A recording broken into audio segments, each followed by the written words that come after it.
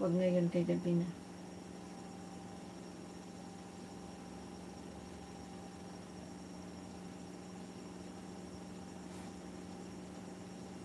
Oo nga, nandyan ka lang sa cellphone, kaya malapit ka lang sa akin, Jeff. Ang ganda nga na ngayon, no? Kasi nga, pag nasa malayo ka, pwede nang tumawag. Internet na, kaysa dati. Sulat pa. Ano ba dati? Ibang bansa, sulat, diba? Ano pa? Telepono, long distance. Ano isa? May cellphone na pala dati. So ngayon, hindi na basta-basta mamilis na kasi na internet naman na. Hindi tawagan. Hindi tumawag.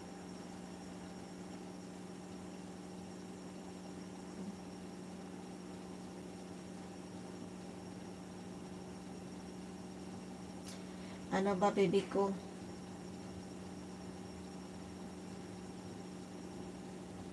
Hindi pwede tayo magsabay maligo, baby ko, kaya maliit lang yung CR ko. Hindi tayo kasya. Yung CR ko, good for one people lang. Hindi pwede may kasabay. Kahit nga ako, hindi ako kasya doon, may malaki ako. Ano ba mayroon dyan, Canada?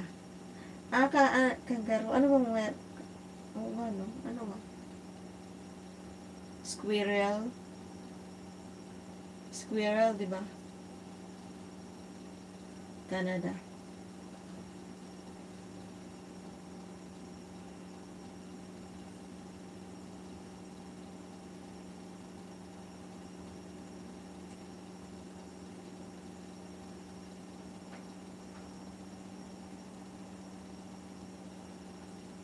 Daming butiki doon sa ano ko, naninilig ko. Butiki lang kayo dyan, ah.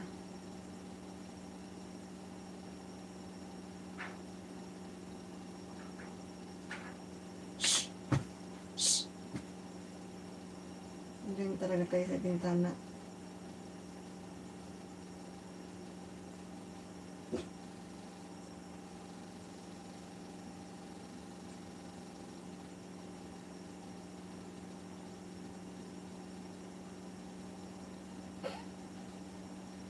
Hoy, yung comment mo, baby ko, na hide lahat. Hindi mo baby ba? Work ang meron dito, madam. Hindi nga, ano ba? Meron na.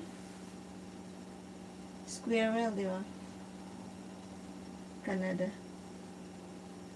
Kangaroo. Ano ba? Pilipinas kasi buhaya. Ang Pilipinas kasi buhaya. Tsaka ako. Sa animal.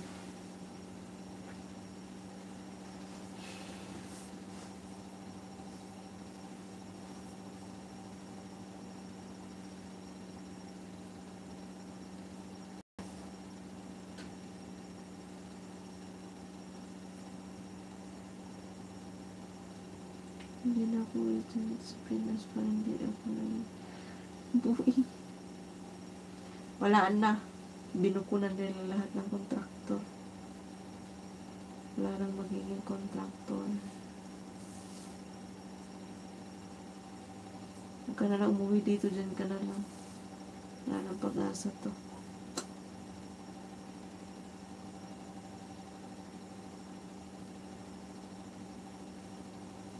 Sige.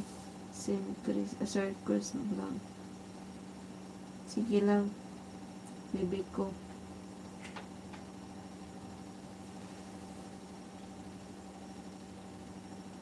Daming butiki ang bintana ko eh.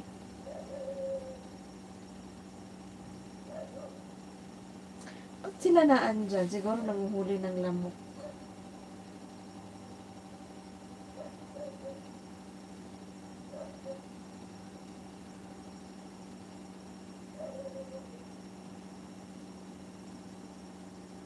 Yes, correct. Hindi na kalayon, pinalitan na.